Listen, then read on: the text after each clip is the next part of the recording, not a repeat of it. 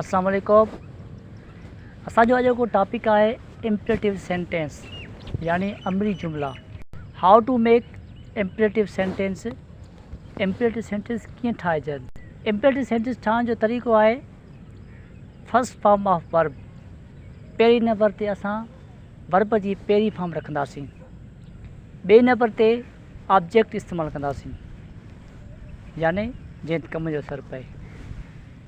Imperative sentence में subject यानी कम जो कंदड़ ख़ामोश हूंदो आहे। इम्परेटिव सेंटेंस किथे इस्तेमालु थींदा आहिनि। इम्परेटिव सेंटेंस ऑर्डर यानी हुकुम ॾियण जे लाइ, एडवाइस नसीहत करण लाइ, सजेशन सलाह ॾियण लाइ, रिक्वेस्ट अर्ज़ु करण लाइ ऐं फॉरबिड ऐं मना करिजे।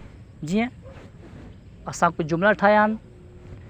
वाटर द प्लांट्स, ॿूटनि खे पाणी ॾियो। ओपन यूअर बुक्स, पंहिंजा किताब खोलियो। रन अवे फ्रॉम हेयर, हितां भॼी वञो। गो देयर, ओॾांहुं वञो। फ़ोन द डॉक्टर, डॉक्टर खे फ़ोन कयो।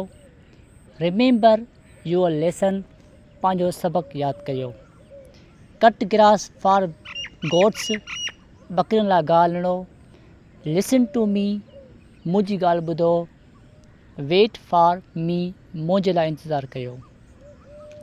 Work hard day and night, ॾींहुं राति महिनत करियो। Recite the Holi Quran daily, हर रोज़ु क़ुरान पाक जी तिलावत करियो। रिस्पेक्ट द एल्डर्स, वॾनि जी इज़त करियो। बी एजुकेटेड, तालीम याफ़्ता थियो। बी मैन, इंसान थियो इंसान।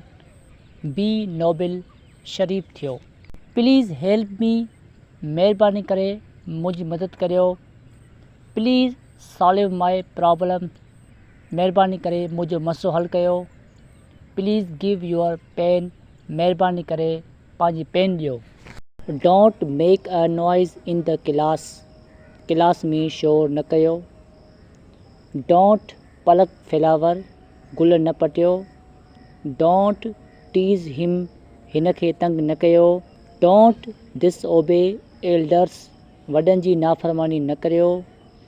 डोंट गो आउटसाइड, ॿाहिरि न वञो।